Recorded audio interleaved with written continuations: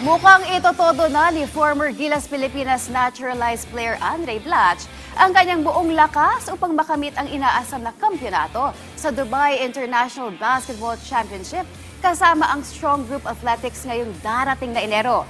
Para sa detalye, natin report ni Paulo Salamatian.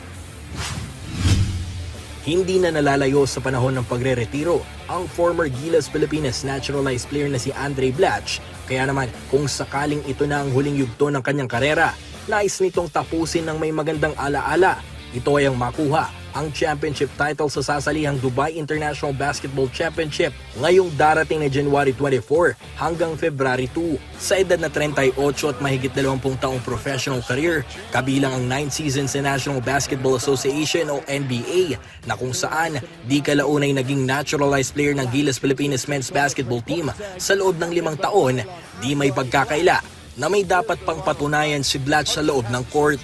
Sa naganap na practice session ng Strong Group Athletics nitong linggo sa Mandaluyong City, ibinahagi ni Blatch na buong puso niya munang ilala ng kanyang sarili sa posibleng last season nito sa professional basketball career. Very important. Like I said, I want to go out there.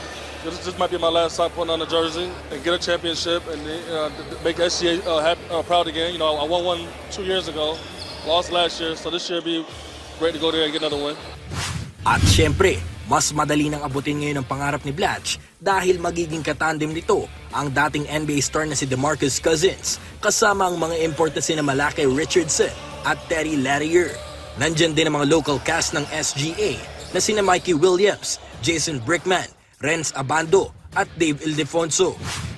Great. I mean, we have a group of great guys, a lot of shooters, a lot of talent. We have good bigs, good guards. So like this should actually be really exciting to play out there in Dubai with.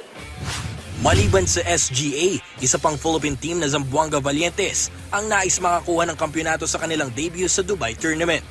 Paulo Salamatin para sa atletang Pilipino sa Bagong Pilipinas.